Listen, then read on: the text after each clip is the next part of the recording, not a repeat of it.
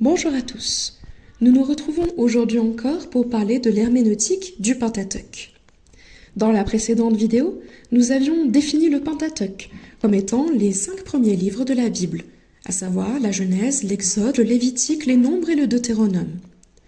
Dans le reste de la Bible, le Pentateuque est désigné comme étant la loi ou le livre de la loi. Le Pentateuque est intéressant à lire, même si nous sommes chrétiens, non pas bien sûr pour pratiquer la loi de Moïse, mais pour mieux connaître, pour mieux comprendre l'œuvre de Christ. Puisque dans Romains 10, verset 4, nous lisons que Christ est la fin de la loi pour la justification de tous ceux qui croient. Ici, la fin désignant l'achèvement, l'accomplissement, la plénitude de puissance, le but, l'acquittement, le paiement. Donc pour comprendre l'œuvre de Christ, nous avons besoin du Pentateuque. Nous avions également vu que le Pentateuque répondait à un besoin essentiel pour Israël, celui de se constituer en tant que nation, avec son identité propre, son origine, son histoire commune, sa législation, son gouvernement. Mais pour nous tous, le Pentateuque représente aussi une bénédiction, car il s'agit de la révélation progressive de Dieu, au travers de ses actes puissants, de ses noms multiples, mais également de ce que Dieu dit de lui-même. Nous avions conclu la précédente vidéo sur l'hérésie de Marcion, cette erreur de croire qu'il existerait deux divinités, un Dieu méchant dans l'Ancien Testament et un Dieu bon dans le Nouveau Testament. Au contraire, la Bible reste toujours logique, cohérente, elle ne se contredit jamais et Dieu demeure toujours le même. Dans le contexte légal de ce Pentateuque, nous voyons également que Dieu reste fidèle à lui-même. En effet, en tant que divin législateur, il donne des lois qui sont différentes par rapport à celles des autres peuples à la même époque. En Deutéronome chapitre 4, versets 5 à 8, nous lisons cette déclaration de Moïse. « Voici, je vous ai enseigné des lois et des ordonnances, comme l'Éternel mon Dieu me l'a commandé, afin que vous les mettiez en pratique dans le pays dont vous allez prendre possession. Vous les observerez et les mettrez en pratique, car ce sera là votre sagesse et votre intelligence aux yeux des peuples qui entendront parler de toutes ces lois et qui diront « Cette grande nation est un peuple absolument sage et intelligent. » Quelle est en effet la grande nation qui est des dieux aussi proches que l'Éternel notre Dieu l'est de nous toutes les fois que nous l'invoquons? Et quelle est la grande nation qui est des lois et des ordonnances justes comme toute cette loi que je vous présente aujourd'hui? Nous voyons dans cet extrait que les lois de Moïse portent l'empreinte du divin législateur et qu'il s'agissait aussi de rendre un témoignage à toutes les nations autour d'Israël. Pour nous en convaincre, je vous propose de comparer les législations contemporaines de cette époque à la loi de Moïse. En Exode 21, verset 16, par exemple, nous lisons « Celui qui dérobera un homme et qui l'aura vendu ou retenu entre ses mains sera puni de mort. » Autrement dit, le kidnapping dans la loi de Moïse est systématiquement puni de mort. Mais ce n'est pas le cas, par exemple, dans le code légal akkadien qui date d'environ 1800 avant Jésus-Christ, dans les lois d'Eshnouna. Voici ce que nous pouvons y lire. Si un homme libre n'a aucun grief contre un autre homme libre, mais qu'il appréhende une jeune fille esclave de cet homme, détient chez lui celle qu'il a appréhendée et cause sa mort, il doit donner au propriétaire de la jeune esclave 2 jeunes filles esclaves en guise de compensation. S'il n'a pas de grief contre un homme de la classe supérieure, mais qu'il appréhende la femme ou l'enfant de cet homme et cause leur mort, c'est un crime capital.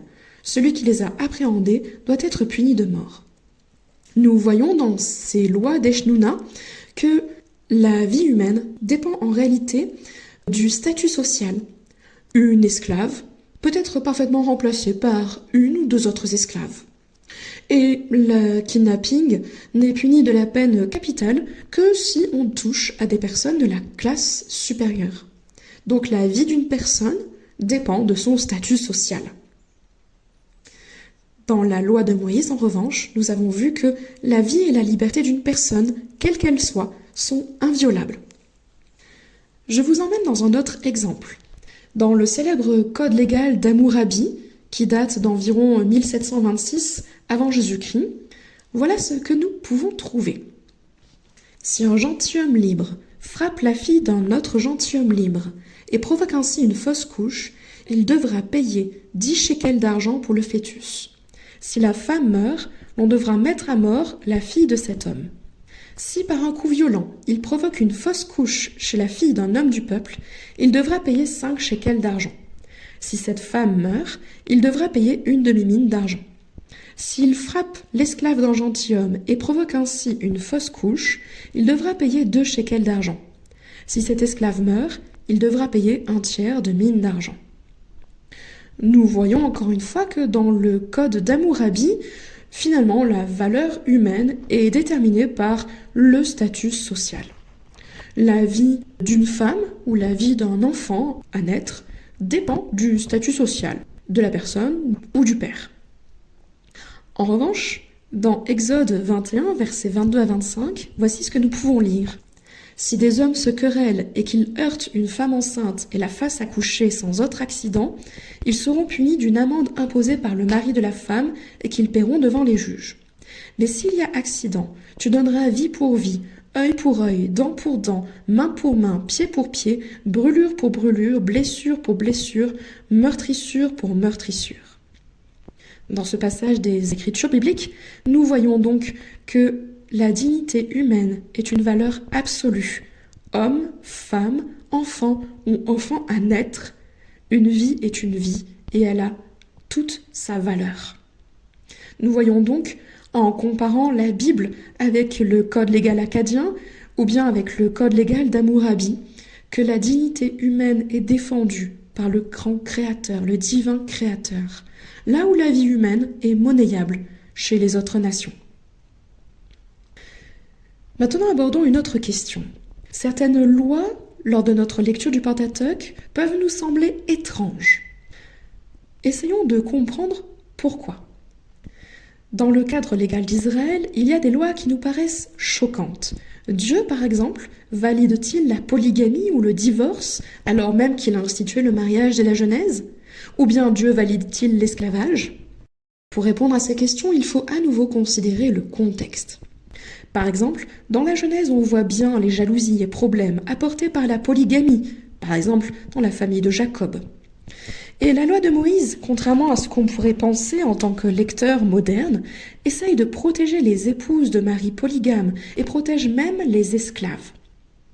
Puisque, par exemple, si une femme a un mari qui est polygame, elle a le droit de quitter son mari et de quitter la maison sans rien payer si le mari montre des avantages particuliers à son épouse favorite.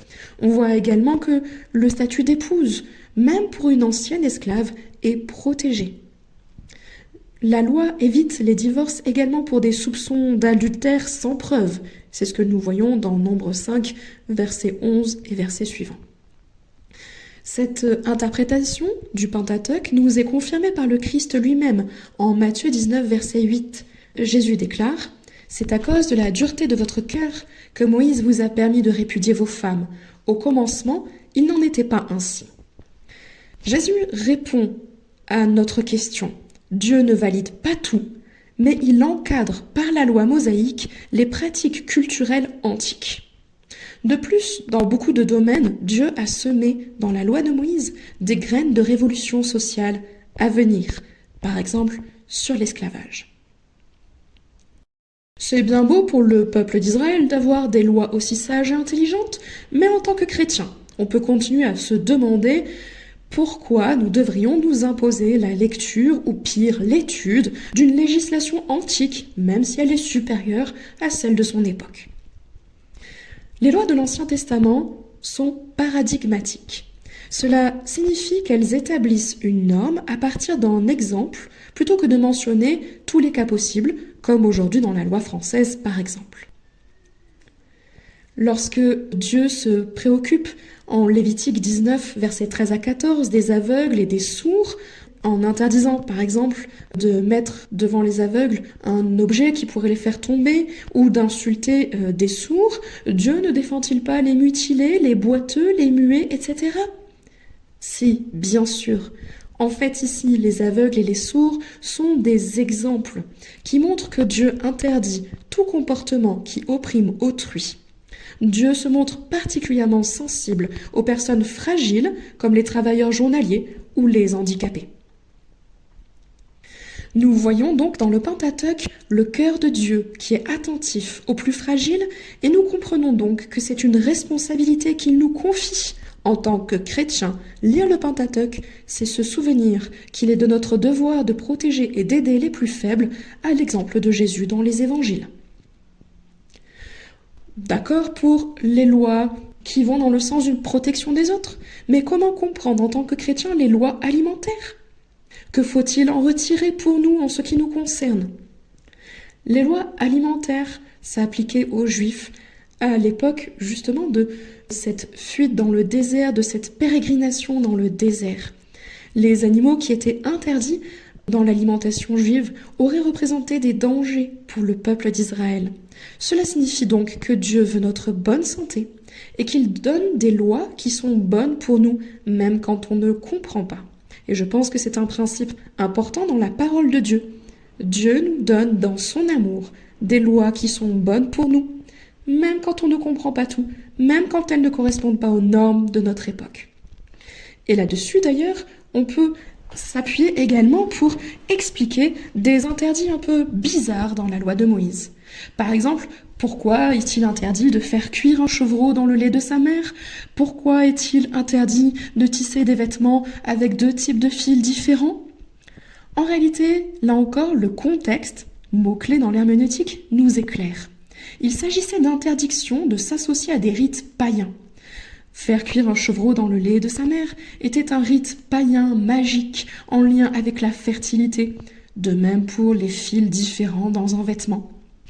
En lisant le Pentateuque, le chrétien est donc invité à se souvenir qu'il est comme Israël, un peuple à part, et qu'il n'a pas à se mêler d'ésotérisme, de sorcellerie ou de rituels païens, quels qu'ils soient, même s'ils sont aseptisés dans notre société occidentale. Je vous remercie pour votre écoute et vous dis à bientôt.